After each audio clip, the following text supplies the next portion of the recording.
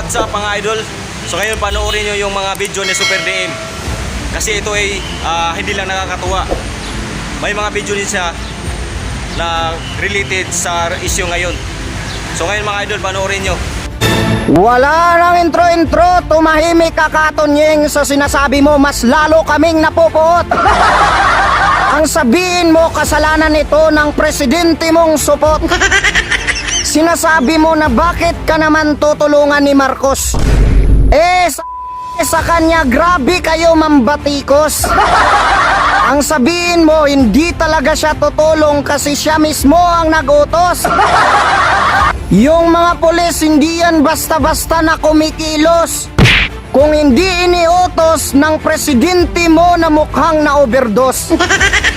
Yung soberanya natin na bastos dahil sa presidente mong supot. Yung iba ayaw nila kay Duterte kasi baka magiging probinsya tayo ng China. Oo, sinabi niya yan pero hindi niya ginawa. Hindi tulad ni Marcos supot, hindi niya sinabi na magpapasakop tayo sa soberanya. Pero ginawa niya. Tapos ngayon sasabihin mo na ito ay demokrasya. Pero ikaw mismo ang lumalabag sa demokrasya. Sampalin mo kaya yung sarili mo para magising ka.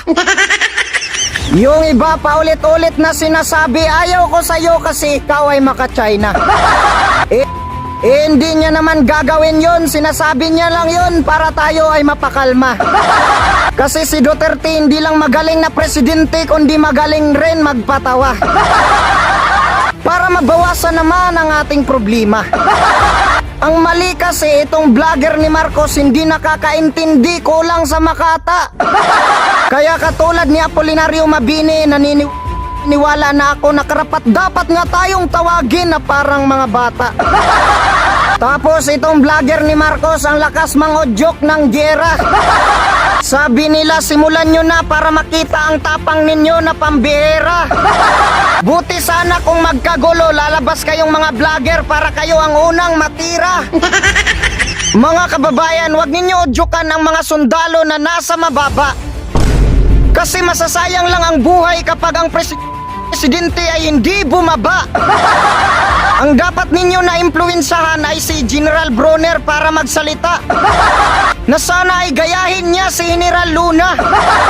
Hindi para manawagan ng kudita, kundi para makipagdebate sa presidente gamit ang busis ng makata. Ang presidente na tinuturing ng lahat na isang tatay. Ipagkanulo mo sa dayuhan Marcos, dapat sa iyo binibitay. Kung may ganito na pala tayo sa ating hanay, hindi na natin kailangan ng kaaway.